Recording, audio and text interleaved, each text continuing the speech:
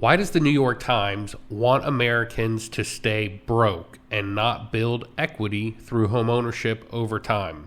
I don't know what the possible reason behind this could be, but it's clear from the recent article they just took the time to email out, not just publish on their site, but also email, which they don't do with all their content. It's clear to me from the presets that they've selected that there is an agenda. They want to mislead the American public into thinking they're better off renting, don't worry about buying, it's too expensive. Let's look at what some of the benchmarks are in the most recent Times article. So you have come to a screenshot here. This is the main presets, and it says home price if you buy $500,000, renting saves you $133,000 over 10 years, a substantial amount of money. It's very easy to pick this apart, but I'm going to start with some basic assumptions here on page 1. It says home price if you buy $500,000. So it compares that to a monthly rent, if you rent, of $2,000. So the most basic question that you would think that the Times would have researched is, can you actually rent a $500,000 house for $2,000? Are we comparing apples to apples here?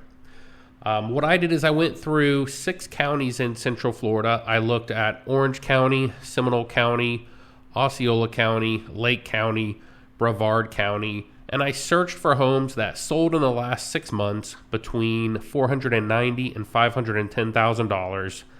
I mapped out 419 of these single-family homes on a map, and what I saw is the greatest concentration of these homes, about 21 of them, lied within the 32828 zip code. These are the Waterford Lakes, Stony Brook East, Eastwood, and Avalon Park neighborhood. So I went into that neighborhood and I pulled those sales up, and you can see I'm going to put up a map on the screen here of where those sales were. But what I noticed is that the average home was a 4-bedroom, 2-bath home, about 2,300 square feet. The average sold price was $495,500. The median sold price, $495,000.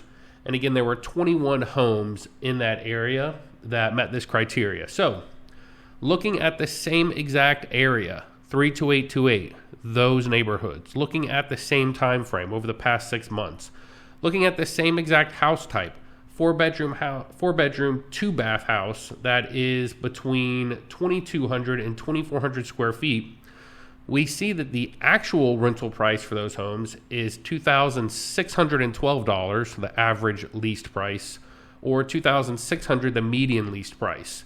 So right off the bat, when we look at page 1 and we look at some assumptions that the article has made, we see there's a 30% discrepancy between what they are saying a $500,000 house costs to lease versus what it actually costs to lease. So that alone, when we make that change, takes their $133,000 savings over 10 years and drops it all the way down to a $34,000 savings over 10 years. Just that one adjustment. Okay, so let's continue on from there. Let's look at some other assumptions they made. Home price growth rate. They've been very, very conservative, saying a 3% home price growth rate. What we know is that home builders undersupplied the housing market for essentially an entire decade. This has never been done before. After the great housing crisis, the great financial crisis that occurred in 2008, home builders undersupplied the market for 10 years straight, creating a housing shortage that still persists today and will likely take another 10 to 15 years to correct or make up from. In spite of this set of circumstances, the Times article is still assuming a home price growth rate of 3%. We haven't seen a home price growth rate that low in years and years and years. Obviously, we saw 15, 20, 25% year over year during COVID. Now we're back closer to 6% year over year. But the Times is saying a 3% home price growth rate. They're also saying a 3% rent growth rate. With interest rates being high, inventory being low, rental demand is very, very high. We haven't seen a 3% rent growth in quite some time. And during peak COVID, we saw some markets in Florida, Tampa being one of the nation's highest, have 15% year over year rent price growth. And they're assuming that you took your down payment and instead of buying a house, you would have invested it, and they've got an arbitrary return rate of 4.5% on that investment and an inflation rate of 3%. We could argue those, but let's just assume that the last two are accurate. And let's look at a more conservative but reasonable home price growth rate of 4.3%. When we look at the home price expectation survey, we're actually expecting home prices to grow somewhere between 5 and 6% in 2024, but nonetheless, let's try and give the times some benefit of the doubt. We'll assume a 4.3% home price growth rate and a 4.5% rent growth rate. Anecdotally, I was just doing a lease renewal today for a friend. They have a property in Seminole County. The previous year's lease price was $1,500 a month. The renewal price was $1,650 a month. So substantial annual price increase in rents for that renter, well above the 3%. But again, let's be conservative, give the times benefit of the doubt. We'll say 4.5% rent growth rate, 4.3% home price growth rate. That is another $100,000 swing, and now shows that buying saves you $71,000 over 10 years from saving just $34,000 renting. There's some other assumptions that have been made in here. Costs of buying a home. So they've got closing costs at 4%. I haven't seen ever, I don't think, 4% closing costs. Cost of buying a home in our market, $500,000 house, closer to about 2%. And we have these as very reliable numbers. So I've gone ahead and made a further adjustment of 2% to the cost of buying a home from their 4%. Cost of selling, we left at 6%.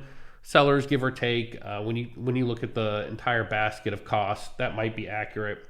Maintenance and fees, the Times article has at 1%. We've moved that down to 0.75%. Again, you buy a new home, you're making some repairs just before closing. Seller's giving you some money to make some repairs. It's unlikely you're going to have $5,000 in unexpected repairs in the first year. It happens, but it's not the base case. So when we make that final adjustment to the cost of buying from 4% to 2%, and we put a more reasonable maintenance fee in there, now we're seeing that buying saves you $102,000 over 10 years. So the question is, why is the New York Times intentionally misleading renters and readers into thinking they're better off renting than owning a home? Is it that they are trying to protect their own investments and keep a high pool of tenants competing for their properties so that the family that owns the Times can continue to rent at high rates? Is it they are trying to assist in bringing down inflation by trying to cool demand for the housing market and cool off buyer demand so home prices can see a little bit of relief? There's a lot of reasons why. It's hard to believe that a newspaper like the Times doesn't know that the numbers that they're putting in are so grossly inaccurate. But nonetheless, we have hopefully shed a little bit of light here on, instead of saving $133,000 over 10 years by renting, you're probably actually losing $102,000 over 10 years that you could have gained by owning your home. Not to mention what's going to happen over 30 years if you continue to own that home, as we see rents continue to grow and grow and grow and grow. So hopefully that's helpful. We actually have an accurate rent versus buy calculator through one of our mortgage tools. If you are really struggling with this decision and you're thinking that maybe the rates are too high, or maybe that home prices are too high and you're having some anxiety about purchasing a home right now or what that looks like, we can actually sit down and go through your personal financial situation line by line, detail by detail, and give you real firm numbers on whether you should wait 12, 24, 36 months or whether you'd be better off buying a home today.